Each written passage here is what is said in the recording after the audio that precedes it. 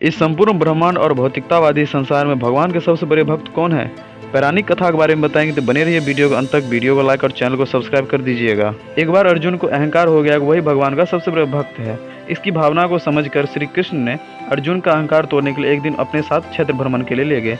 भ्रमण के दौरान उन दोनों की मुलाकात एक गरीब विचित्र ब्राह्मण से हुई, जो सूखी घास खा रहा था और उसकी कमर से तलवार लटक रहे थे। अर्जुन हैरान होकर उस ब्राह्मण से पूछा, आप तो अहिंसा के पुजारी हैं, जीव हिंसा न हो, इसलिए आप सूखी घास खाकर अपना गुजारा कर रहे हैं, लेकिन फिर हिंसा का साधन ये तलवार आपके साथ क्यों है? यह प्रश्न सुनकर ब्राह्मण ने जवाब दिया, मैं कुछ लोगों को दंड देना चाहता हूँ। उत्सुक अर्जुन ने पूछा, हे पूजनीय, आपके शत्रु कौन है? ब्राह्मण ने उत्तर दिया, मैं 4 लोगों को ढूंढ रहा हूँ जिन्होंने मेरे भगवान को बहुत ज्यादा परेशान किया, ताकि मैं उनके कर्मों का दंड दे सकूं।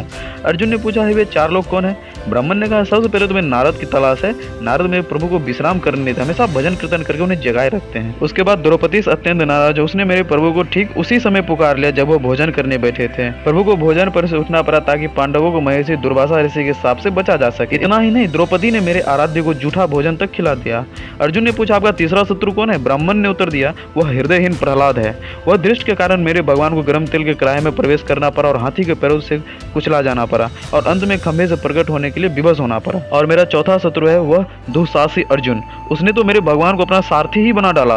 उसे भगवान की असुविधा का थोड़ा भी ध्यान नहीं रहा। इससे मेरे प्रभु श्री कृष्ण को कितना कष्ट हुआ होगा। यह सब बताते बताते उस गरीब ब्राह्मण के आंखों से आंसू बहने लगे।